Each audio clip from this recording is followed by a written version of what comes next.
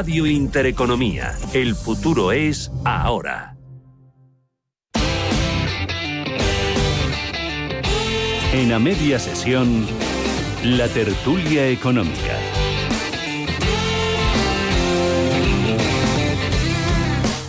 Hablamos en este rato de charla y tertulia con Iván Campuzano, economista. Iván, bienvenido, buenas tardes. Buenas tardes, Rafa. Y también con Luis Garbía, profesor en ICADE Business School. Luis, un placer tenerte aquí. Muy buenas tardes. Encantado, Rafa. Hemos visto, a mí me ha parecido relevante, quizá el recorrido no sea el que esperamos, o no, ya veremos, pero a mí me parece que es una cuestión de fondo importante. Este fin de semana los ministros del G7 han acordado establecer un impuesto de sociedades mínimo global del 15%. Recordemos esa iniciativa también que venía respaldada desde Estados Unidos. Ahora hay que ejecutarlo, que eso es la madre del cordero, ¿no, Iván? Sin duda, la ejecución de esto pues puede llevar muchas complicaciones, además de que el acuerdo que se hizo este fin de semana era una base para luego los posteriores acuerdos que se pueden hacer. ¿Cuál es el problema? Pues bueno, pues que al final, como siempre nos encontramos, que echa la ley, echa la trampa, porque lo que se está hablando es de un 15% de tipo nominal, pero luego empezaremos con las deducciones de cada país, que se podrán inventar, que se podrán aplicar, y al final pues el tipo recaudatorio pues seguramente veamos diferencias y volvamos a ver los mismos problemas que vemos al día de hoy, porque cualquiera de los españoles que haya realizado la declaración de la renta a lo largo de todos estos días de la campaña de la renta, pues habrá dado cuenta que en el IRPF existen deducciones por infinidad de cosas. Lo mismo ocurre también con el impuesto de sociedades. Por lo tanto, pues bueno, está bien que haya esa iniciativa para ver que las empresas apoyen más a la economía y que realmente pues haya un impuesto justo a nivel global, pero ahora bien, a la hora de la ejecución dudo mucho de que haya estados que no quieran sacar partido de esto. Y sin embargo tenemos hasta países como Francia con su ministro Bruno Le Maire diciendo que está bien, pero que él aspira a más. ¿Qué distancia, ¿no?, en el planteamiento entre unos y otros, Luis? Sí, no, pero aún así vamos a quedarnos en que es una excelente noticia. O sea, hace 1 año, 2 años que Estados Unidos iba a proponer un impuesto que no olvidemos, como bien comentaba Rafa, que Biden quería que fuera el 21%. Lo que pasa es que, como bien dice Iván, a la hora de poner esto en marcha hay que pensar que países como Irlanda tienen un 12,5% de impuestos y no le puedes destrozar la política fiscal de un día para otro, que yo personalmente sí se la destrozaría. No tanto pensando en Irlanda, sino en todos los paraísos fiscales. Nos queda mucho, pero mucho camino por hacer en el tema de la armonización fiscal, pero esto es un paso sin duda estupendo y yo creo que Biden comentó el 21% y veremos, como comentaba Rafa, en línea de lo que estaba diciendo el primer ministro francés, que vamos a ir hacia progresivas subidas y una armonización fiscal internacional y global. Otro paso importante, en este caso para España, es que desde hoy se permite la entrada de turistas que vengan vacunados. También se empiezan a aceptar cruceros internacionales. Son buenas noticias, Iván. No creo que suficientes, pero animan la expectativa de un sector como el turístico, ¿no? Sin duda, y al final yo creo que todo se trata de empezar, ¿no? Y yo creo que todos nuestros hosteleros, comerciantes y al final todas esas personas que viven del sector terciario, ¿no?, del sector servicios, pues yo creo que es algo que van a agradecer y que van a notar sobre todo en sus bolsillos y en la actividad de todos sus negocios, puesto que hemos visto como centenares de miles de empresas, es decir, particulares, autónomos, al final tenían que cerrar la persiana durante estos 2 años, ¿no?, tan duros de pandemia. Pues yo creo que es una muy buena noticia y que sobre todo también en este caso hay que dar la enhorabuena, ¿no?, a la Unión Europea, porque al final, por una vez, nos hemos puesto de acuerdo en tiempo y forma, ¿no?, y hemos podido sacar lo que es el pasaporte COVID, y que eso nos va a permitir una mayor movilidad y va a permitir que todos los ciudadanos europeos que lo deseen puedan entrar en España bajo una serie de condiciones que yo creo que quedan muy claras y que sin duda pues que va a ayudar a que nuestra economía remonte en este tercer trimestre del año. Luis, estas cuestiones revitalizan una economía que poco a poco intenta retomar la normalidad. Hemos visto también a Randstad, que dice que se van a firmar cerca de 500.000 de puestos de contratos basados en el sector, que también tiene expectativas por el consumo que se firmen de dependientes, para rebajas, para julio. Al final, no obstante, dicen que estamos a niveles de 2015. Esto nos tiene que también hacer un poco reparar en que sí, vamos a mejor, pero estamos muy atrás. No, totalmente. Por un lado, ya era hora de empezar a tener buenas noticias con los datos del turismo. Cuidado aún así, en general y en particular pensando en Barajas, no vayamos a bajar la guardia en el último momento y se cumpla aquello de tanto remar para morir en la orilla. Efectivamente, estamos empezando a ver una recuperación, porque lo que estamos viendo es una recuperación. No vamos a salir ni más fuertes de lo que estábamos antes y, como bien apuntaba Rafa, estamos en niveles de actividad parecidos a los del 2015. Pero al menos parece que ya tenemos la economía, la pista de despegue limpia para empezar a volar. En ese sentido, por fin creo que si empezamos a hacer bien las cosas desde un punto de vista económico, nos quedan por delante meses de bastante crecimiento. Son momentos de reflexión, de saber si hemos gestionado bien o no y de, sobre todo, parar, respirar y ver cómo hay que seguir gestionando a partir de ahora. Hablábamos de puestos de trabajo, pues bien, Fedea cree que la tasa de paro, si no se hubieran puesto en marcha los ERTE como se han puesto, se habría disparado hasta el 40%, que se dice pronto.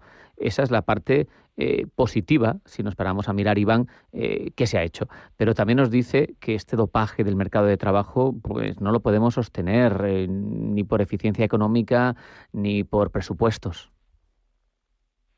Estoy totalmente de acuerdo en este caso con Fedea, ¿no? Que los estabilizadores automáticos, ¿no?, de esa tan denostada reforma laboral han permitido, mediante el instrumento de los ERTE, mantener el empleo en España, ¿no? Y por lo menos que no se destruyeran empresas a un ritmo abismal, pero por otro lado, pues es cierto que este instrumento tiene que tener, y es una cosa que hemos debatido en esta tertulia muchas semanas, tiene que tener un fin, ¿no? Y al final ya vamos viendo como hay casi ya más de 10 millones de personas que tienen puesta incluso una segunda dosis en este país. Este pasado fin de semana se vacunó a 500.000 de personas.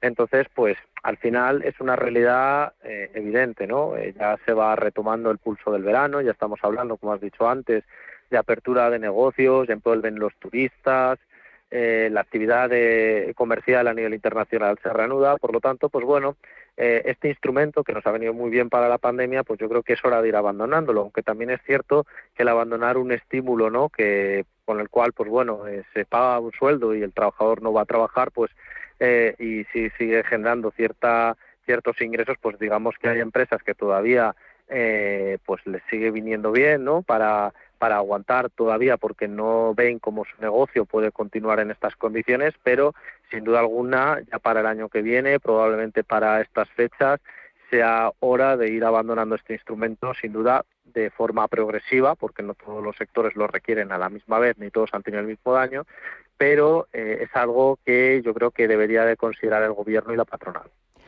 Claro, pero Luis, ¿quién es el guapo que le pone el cascabel al gato? Sí, no, pero invitabas, Rafa, a la reflexión y te tomo el testigo totalmente. Simplemente un primer apunte enlazándolo con lo que comentábamos al principio. El ingreso mínimo vital, primero los ERTES y luego el ingreso mínimo vital ha demostrado ser, después de la pandemia, algo totalmente necesario. Los impuestos no son malos, son necesarios y gracias a los impuestos todo este tipo de cosas se pueden pagar. Dicho lo cual, efectivamente, Rafa, ¿quién le pone el cascabel al gato? Pues en este caso lo tengo clarísimo, quién nos ha puesto ya el cascabel, y es Europa. ¿Por qué? Porque aun a pesar de que los impuestos son absolutamente necesarios para que llegue el dinero a la gente que lo necesita, se hagan inversiones, es fundamental no derrochar los impuestos. Eso lo tiene Europa clarísimo y la reforma tanto fiscal como de las administraciones públicas que nos viene por delante va a ser de AUPA si queremos optar a que nos den los fondos de recuperación. Claro. Ahora mismo, en una coyuntura tan compleja en la que dependemos de alguien que nos aporta fondos desde fuera, en la que las decisiones políticas en algunos casos van a estar condicionadas, incluso los nombramientos políticos, por esos millones que vienen desde fuera, pero que a la vez hay muchas tensiones internas, tanto por realidad económica como política. Iván, hay quien discute si habrá o no crisis de gobierno. Yo te pregunto dos cosas. Si crees que la va a haber y sobre todo si crees que será útil.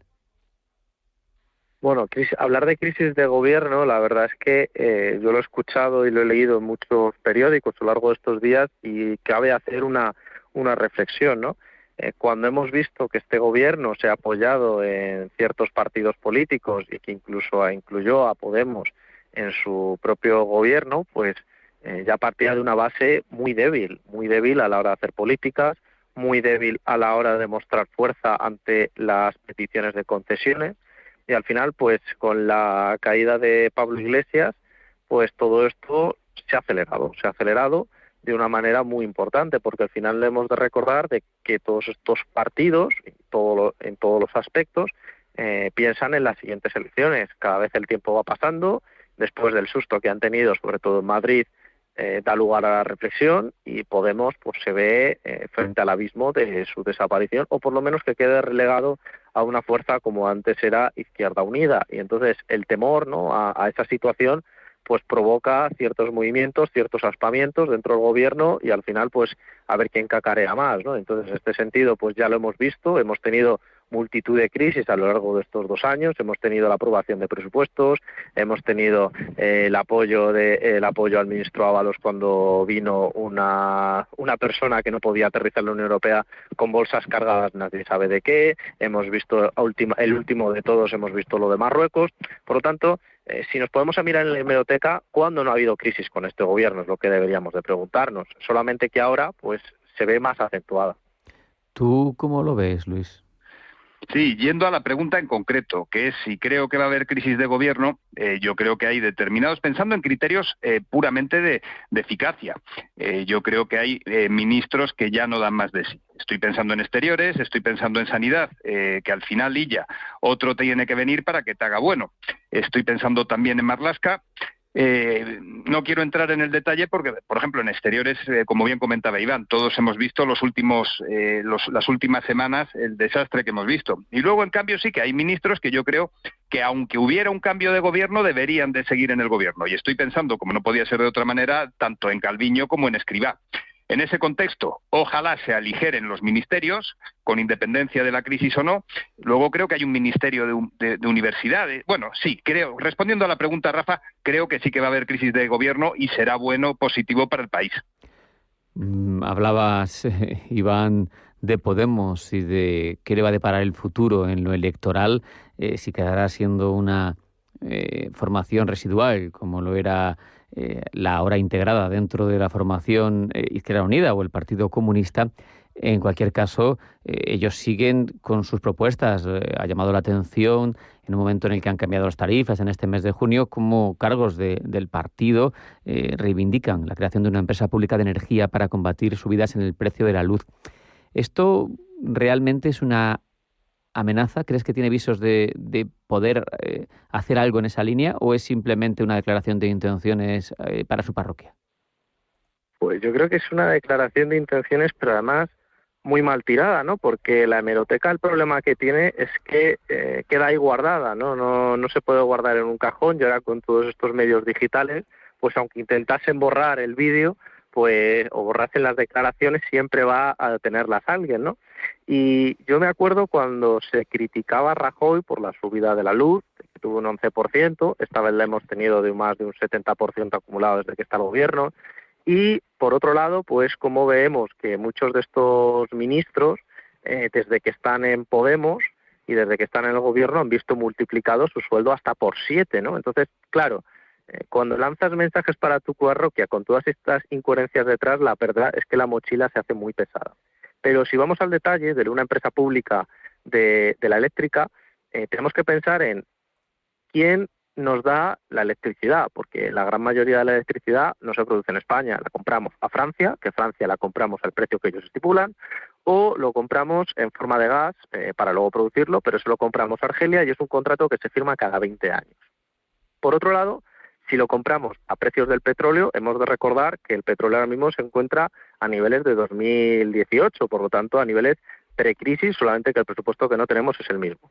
Entonces, crear una empresa pública cuando el 90% de los inputs que dependen del precio del precio de la electricidad no dependen de uno mismo, pues me hace mucho pensar que la gestión no va a ser muy diferente a las eléctricas, incluso a peor, ¿no? Por la falta de experiencia en el sector. Pero incluso si vamos a más de empresas públicas, hemos de recordar que en Andalucía, antes de que estuviera el Partido Popular gobernando, había una empresa pública, y os pongo un ejemplo, que de los 25 millones de euros que tenía presupuesto, el 95% iban en gastos de personal y el 5% iban a los proyectos que supuestamente se dedicaba a esta empresa pública. Por lo tanto, incluso podríamos estar hablando de que están pensando en montar, pensando mal, en un chiringuito de estos que han montado más de una vez y que no sería la última vez que harían. Luis, ¿tendría sentido económico hacerlo? A ver, si bien estoy de acuerdo con el fondo de todo lo que ha comentado Iván, Enel se está llevando vía dividendos la pasta a Italia de los activos que está vendiendo aquí. Enel compró a Endesa y se está llevando el dinero a Italia. Sánchez Galán ha cobrado un bonus de 200 millones de euros. Simplemente por añadir a todo lo que ha comentado Iván con toda razón, probablemente el sistema eléctrico que tenemos en España no sea el más eficiente.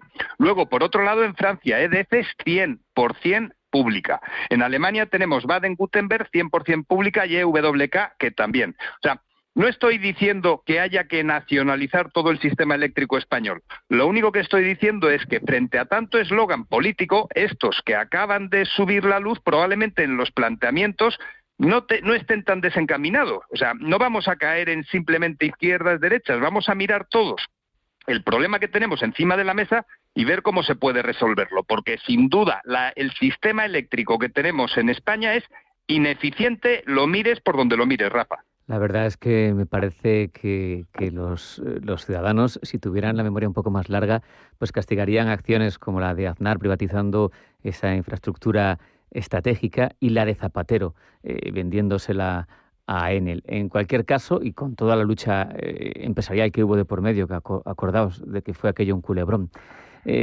vamos a preguntar sobre otras cuestiones que se nos va acabando el tiempo. Iván, el balance general de la FED ha alcanzado un nuevo máximo histórico, luchando contra la crisis que tenemos encima por la pandemia. Powell, aprovechándose que su moneda es la de referencia, pues sigue imprimiendo dinero y no le importa ese miedo a la inflación. Sus activos totales están ya casi en 8 billones. ¿Es una estrategia suicida o tiene sentido? Tiene sentido desde el punto de vista de los Estados Unidos, es decir, al final todas las materias primas se miden en dólares y por lo tanto a menos valga el dólar, más fácil les es comprar estas materias y luego producir. Por otro lado, han sido muy listos porque ellos han dicho que la inflación es algo transitorio y que ellos lo van a mirar a largo plazo, es decir, que haya un 4, un 5% de inflación puntual no les debería de preocupar o parece que no les va a preocupar. Entonces, están jugando mucho con las expectativas, pero sobre todo la semana pasada, lo que vimos, que salió la noticia más importante, que sale todos los meses, que son las nóminas no agrícolas estadounidenses, no salieron muy allá. Entonces, a los inversores, pues automáticamente les lanzó el mensaje, ¿no?, de que, bueno, mientras el empleo no vaya bien, mientras la recuperación económica en Estados Unidos no vaya como nosotros esperamos, seguiremos imprimiendo dinero, dando estímulos. Por lo tanto, pues bueno, todo esto va a seguir probablemente hasta final de año y lo acabaremos viendo en el balance de la Reserva Federal y sobre todo en el precio del dólar, que se irá debilitando mes a mes. Luis, qué peligro tiene, ¿no?, tener la maquinita del dinero. Sí, lo que pasa es que yo en este caso me declaro fan totalmente de la Reserva Federal. Primero Janet Yellen, luego, bueno, luego Jerome Powell y de Biden en concreto también, y en este sentido también de Trump. De los 8 billones que en los últimos 2 meses, que en el último año han multiplicado por 2 la base monetaria, o sea, han metido 4 billones, 2,1 billones ha llegado de manera directa en forma de cheques a la economía. O sea, es dinero que ha llegado directamente a la economía. Yo me pregunto, en Europa estamos siguiendo el mismo paso.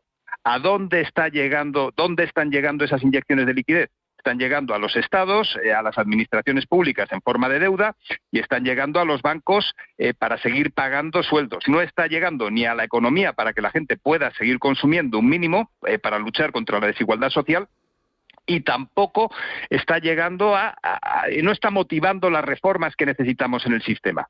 Desde el 2008, la Reserva Federal ha multiplicado sus activos por 8.